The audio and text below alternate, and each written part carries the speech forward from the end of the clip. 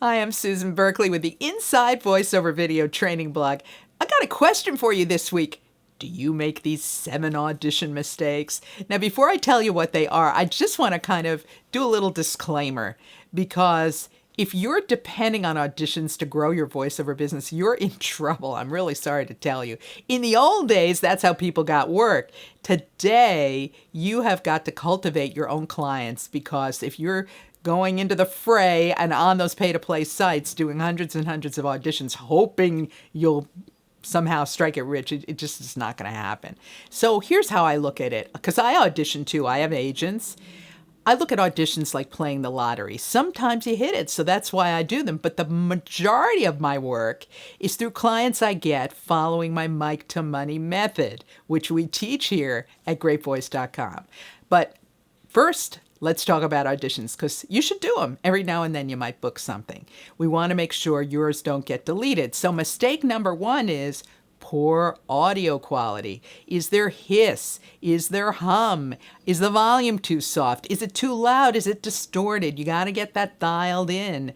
All your auditions must be broadcast quality, as if these were real spots that ran on the air. Number 2 is, are you sounding like an announcer? Are you talking like this? Right? But that won't cut it either. Everybody wants conversational, real sounding voiceovers. So mistake number 2 is an announcer voice. That's got to go.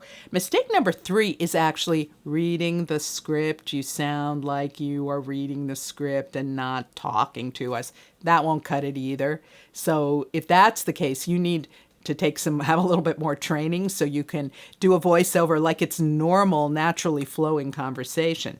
Mistake number 4 is you have no relationship to the listener. There's always somebody on the other side of the microphone, and you got to make that person up.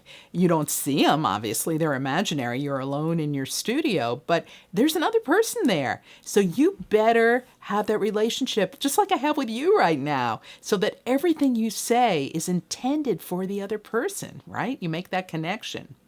Number 5 is playing it too safe. An audition is where you can be bold. You should take a chance, because the purpose of an audition is to actually stand out from the crowd, not to do it right or play it safe. So here's where you take a chance. If you get the gig, then they can tone you down and direct you. You want to be the one that they notice. Number 6 is you're too tense. Relax your shoulders, your breathing. Take a yoga class to learn how to relax. And number 7 is you have no point of view. What do I mean by that? You don't know where this voiceover is taking place. You haven't thought about where the place is. Is it in a house? Are we in a store? Are we in your car? Are you inside my head? That's what I mean by point of view.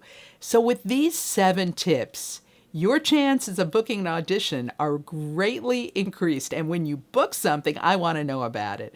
Just drop me a line and be sure you leave me a comment here. Susan Berkley, and we'll be back next week with more Inside Voiceover.